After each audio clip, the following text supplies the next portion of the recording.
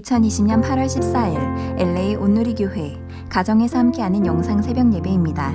오늘 말씀은 로마서 9장 25절에서 33절 은혜로운 부르심, 믿음을 의지한 의입니다.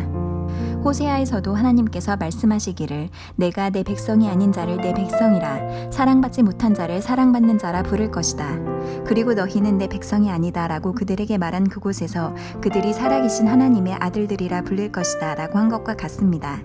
이사야도 이스라엘에 대해 부르짖기를 비록 이스라엘 자손의 수가 바다의 모래알 같을지라도 오직 남은 자만 구원받을 것이다. 주께서 그 말씀하신 것을 땅 위에서 온전하고 신속히 이루실 것이다 라고 했습니다. 또한 이사야가 미리 말하기를 만군의 주께서 우리에게 씨를 남겨두지 않으셨더라면 우리는 소돔같이 되고 고모라같이 됐을 것이다 라고 한 것과 같습니다. 그렇다면 우리가 무슨 말을 하겠습니까? 의를 따르지 않은 이방 사람이 곧 믿음으로 인한 의를 얻었으나 의의 율법을 따르던 이스라엘은 율법에 이르지 못했습니다. 그 이유가 무엇입니까? 이는 그들이 믿음에 의해서가 아니라 행위로 의를 얻는 것처럼 행했기 때문입니다.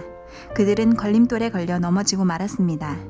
기록되기를 보라, 내가 시온의 걸림돌과 거치는 바위를 두리니 그를 믿는 자는 수치를 당하지 않을 것이다 라고 한 것과 같습니다. 할렐루야! 함께 찬양하시겠습니다.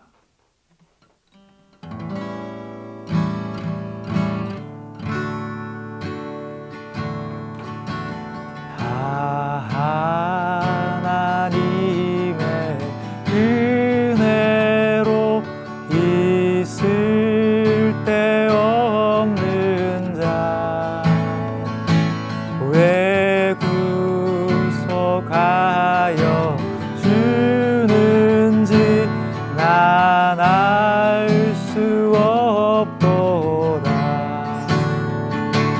내가 믿고 또 의지함을 내 모든 형편 잘 아는 주님 늘 돌보 봐주실 것을 나는 확실히 아는 왜 내게 굳센 믿음과 또 복음 주셔서 내 맘이 항상 편한지 난 알 수 없도다. 내가 믿고 또 의지함을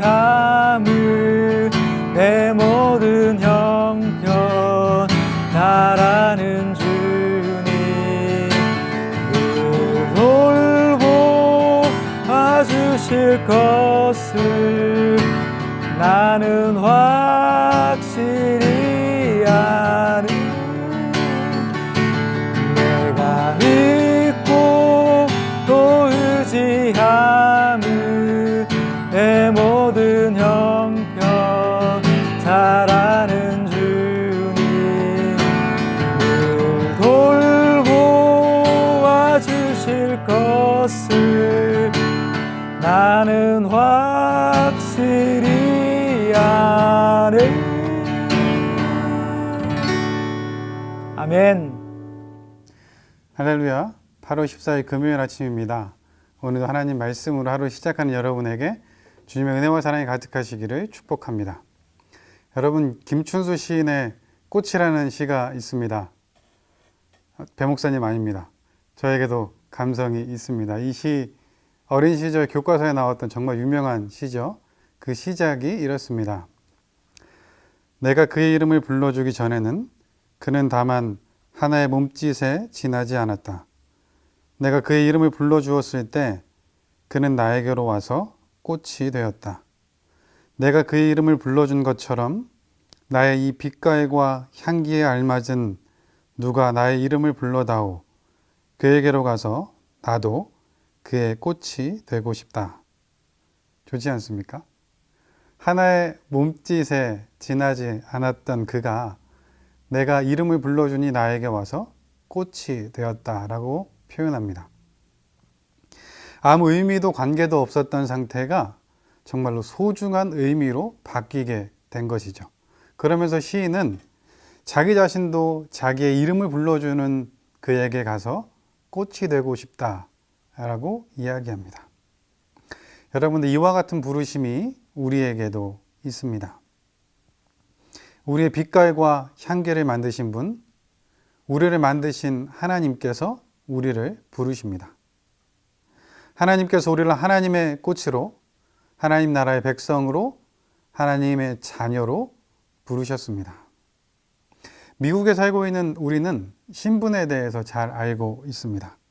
미국에 체류하기 위해서는 그에 맞는 비자나 또 그 신분에 맞는 자격이 요구됩니다. 때로 이런 부분들은 쉽게 갖춰지기도 하지만 정말 까다로운 경우도 많이 있음을 우리는 알고 있습니다. 하물며 여러분, 하나님 나라의 백성이 되기 위한 조건은 어떨까요? 더 많은 것들이 필요하지 않겠습니까? 더 나아가서 하나님 백성을 넘어서서 하나님의 자녀가 된다면 어떨까요? 더 많은 조건과 자격들이 필요해야 하지 않을까요? 그런데 하나님께서 아무런 자격이 없는 우리를 부르셨습니다. 하나님 나라 백성으로 우리의 이름 부르시면서 하나님의 자녀로 우리를 불러주셨습니다. 그렇기에 이 부르심이 은혜입니다. 그런데 이 부르심을 은혜로 받아들이지 않는 사람들이 있었습니다. 자신의 노력에 대한 대가나 또 신분을 통해 얻어진 것이라고 착각하는 사람들이 있었죠. 그러면 반대로 이렇게 생각할 수밖에 없습니다. 그런 자격과 조건, 노력이 없는 사람들은 절대로 하나님 나라의 백성이 될 수 없다고 생각하는 거죠. 사랑하는 여러분, 그러면 이 부르심의 주체이신 하나님께서는 어떻게 생각하실까요? 오늘 본문에 나와 있습니다. 호세아에서도 하나님께서 말씀하시기를 내가 내 백성이 아닌 자를 내 백성이라 사랑받지 못한 자를 사랑받는 자라 부를 것이다. 그리고 너희는 내 백성이 아니다 라고 그들에게 말한 그곳에서 그들이 살아계신 하나님의 아들들이라 불릴 것이다 라고 한 것과 같습니다. 이사야도 이스라엘에 대해 부르짖기를 비록 이스라엘 자손의 수가 바다의 모래알 같을지라도 오직 남은 자만 구원받을 것이다. 주께서 그 말씀하신 것을 땅 위에서 온전하고 신속히 이루실 것이다 라고 했습니다. 또한 이사야가 미리 말하기를 만군의 주께서 우리에게 씨를 남겨두지 않으셨더라면 우리는 소돔같이 되고 고모라같이 됐을 것이다 라고 한 것과 같습니다. 우리를 부르신 하나님의 그 답이 본문에 나와 있죠. 오늘 본문은 이스라엘뿐만 아니라 이방인들도 구원해 주시는 하나님의 백성으로 자녀로 부르시는 하나님에 대해서 강조하고 있습니다. 유대인들은 자기들만이 하나님의 백성이라고 여겼습니다. 율법을 받았고 그 율법을 지키는 자기들만이 하나님의 백성이 될 수 있다고 생각했죠. 그래서 율법을 모르는, 당연히 그래서 지킬 수도 없는 이방인들은 절대로 하나님의 백성이 될 수 없다, 이렇게 생각했습니다. 근데 여러분, 하나님께서 뭐라고 하십니까? 오늘 본문에 보면 잘 나와 있죠. 하나님께서 호세아를 통해서 자기 스스로가 하나님의 백성이라고 생각하는 이들에게 너희는 내 백성이 아니다 라고 선포하십니다. 이사야를 통해서도 계속해서 말씀하시죠. 너희 모두가 아니라 남은 자들만 구원받을 것이다 라고 말씀하십니다. 게다가 이것이 온전하고 신속하게 이루어질 것이다 라고 강조하면서 말씀해 주셨죠.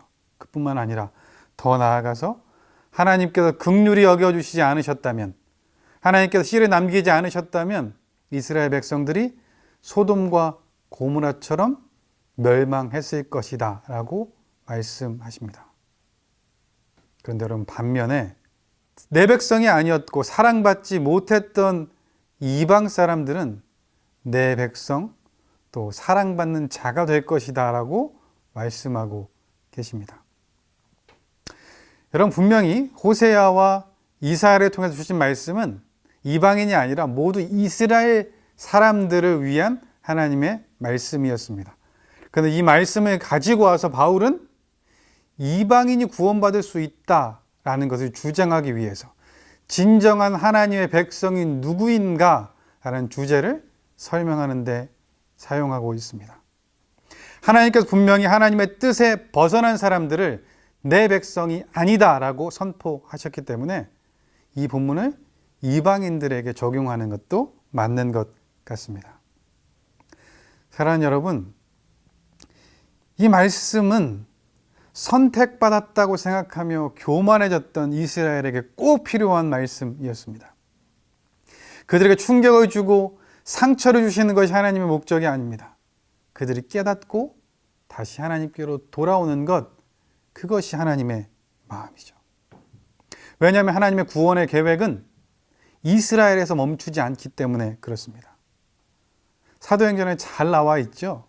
유대인들은 자기들 안에서 구원이 멈췄으면 멈춰야 된다 생각했지만 하나님의 마음은 땅 끝까지 가 계셨습니다. 사도행전 1장 8절 너무나 유명하지 않습니까? 오직 성령이 너희에게 임하시면 너희가 권능을 받고 예루살렘과 온 유대와 사마리아와 땅 끝까지 이르러 내 증인이 될 것이다 말씀하셨습니다. 유대인이 생각한 이스라엘에서 국한되는 것이 아니라 땅 끝까지 나아가는 하나님의 마음, 하나님의 부르심이 나타나 있죠. 그래서 사도행전 총 28장으로 되어 있는데 예루살렘에 관한 내용은 7장에서 끝납니다. 그 이후부터 28장까지는 유대와 사마리아와 땅 끝까지의 내용이죠. 심지어 더 나아가서 지금 우리는 사도행전 29장을 써야 한다라는 부르심 가운데 있지 않습니까? 디모데전서 2장 4절에 보면 하나님은 모든 사람이 구원을 받으며 진리에 이르기를 원하신다라고 말씀하고 계시죠. 이것이 하나님의 마음입니다. 모두가 구원받고 진리를 알고 하나님께로 돌아오는 것. 그래서 이를 위해서 사도행전 9장에서 바울을 부르셨죠. 사울이 예수님을 만나고 충격을 받습니다. 그리고 근신하는 그 시기에 하나님께서 아나니아를 찾아가시죠. 그리고 그에게 바울을 찾아가라고 말씀하십니다. 아나니아는 바울이 했던 내용을 하나님께 계속 이야기합니다. 믿는 사람들을 잡았고 바울이 행했던 그 온갖 해를 끼친 모습들을 말씀드리죠. 그때 하나님께서 아나니아에게 내가 생각하는 바울은 이렇다라고 말씀하십니다. 사도행전 9장 15절 말씀입니다. 그러자 주께서 아나니아에게 이렇게 말씀하셨습니다. 가거라, 이 사람은 이방 사람들과 왕들과 이스라엘 사람들 앞에서 내 이름을 전하도록 선택한 내 도구다. 아멘. 여러분, 이렇게 부름받은 바울은 자기의 이 부르심을 정확히 알고 있었습니다. 하나님의 마음을 알고 있었던 것이죠. 유대인뿐만 아니라 이방인도 구원하고 싶은 하나님의 그 마음. 그래서 이것을 확신하고 갈라디아서를 보면 자기에 대해서 이렇게 고백하는 것을 볼 수 있습니다. 갈라디아서 2장 8절 말씀입니다. 베드로가 할례받은 사람의 사도가 되도록 역사하신 분이 내게도 역사하셔서 이방 사람의 사도가 되게 하셨기 때문입니다. 베드로는 유대인들을 위한 사도로, 그리고 바울은 이방인을 위한 사도로 부르심을 받았다라고 고백하죠. 이방인을 위해 부르심을 받은 이 바울이 오늘 로마서를 통해서 쓰고 있는 것입니다. 그 내용은 바로 우리의 부르심은 믿음으로 의롭다함을 받은 하나님의 은혜라는 것입니다. 그 내용에 대해 다시 한번 말씀해 주고 있습니다. 30절부터 33절 말씀입니다. 그렇다면 우리가 무슨 말을 하겠습니까? 의를 따르지 않은 이방 사람이 곧 믿음으로 인한 의를 얻었으나 의의 율법을 따르던 이스라엘은 율법에 이르지 못했습니다. 그 이유가 무엇입니까? 이는 그들이 믿음에 의해서가 아니라 행위로 의를 얻는 것처럼 행했기 때문입니다. 그들은 걸림돌에 걸려 넘어지고 말았습니다. 기록되기를 보라, 내가 시온의 걸림돌과 거치는 바위를 두리니 그를 믿는 자는 수치를 당하지 않을 것이다 라고 한 것과 같습니다. 바울은 다시 한번 강조합니다. 율법으로는 의에 이를 수 없습니다. 믿음으로 의롭다함을 받을 수 있습니다. 율법으로 의에 이르려고 노력했던 이스라엘은 결국 그렇게 되지 못했고, 율법이 없었던 이방인들은 믿음으로 의에 이르렀다고 바울은 다시 한번 이야기하고 있습니다.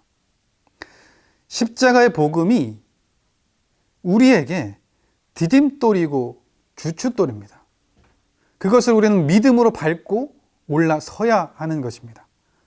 그런데 유대인들에게는 이 십자가의 복음이 걸리는 돌, 거치는 돌이 됐습니다. 그래서 걸려 넘어졌죠. 여러분, 그러면요, 다시 일어나면 됩니다.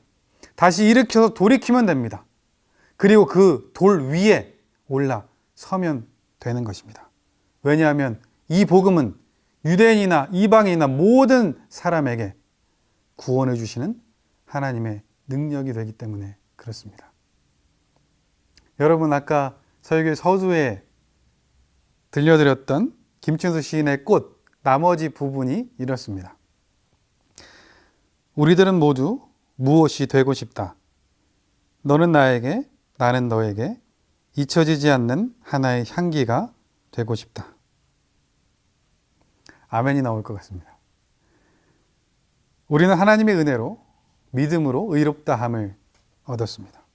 하나님께서 우리를 죄와 사망에서 불러내셨습니다. 그리고 하나님의 백성으로 하나님의 자녀로 삼아주셨습니다. 우리가 그렇게 되었습니다. 이 은혜가 우리에게 있습니다. 그래서 이 시의 고백처럼 우리가 이제는 잊혀지지 않는 하나의 향기가 되었으면 좋겠습니다. 그리스도의 향기가 되었으면 좋겠습니다. 사랑의 향기로, 감사의 향기로 예수 그리스도를 세상 가운데 드러낼 수 있는 우리 모두가 되길, 주님의 그 부르심에 합당한 그런 삶을 살아간 우리 모두가 되길 예수님의 이름으로 축복합니다. 기도하겠습니다. 사랑의 하나님 아버지, 감사합니다. 우리를 사랑하셔서 부족함에도 불구하고, 자격이 없음에도 불구하고 하나님 나라의 백성으로, 하나님의 자녀로 불러주시니 감사합니다. 하나님, 이것이 은혜입니다. 이 믿음으로 우리가 의롭게 됨을 얻었습니다. 이제 세상을 살아가며 그리스도의 향기를, 사랑과 감사의 향기를 드러내 바울처럼 세상 속에 주님을 전할 수 있는 우리의 삶 되게 하여 주옵소서. 모든 것 주님께 맡겨드리며 예수님의 이름으로 기도합니다. 아멘.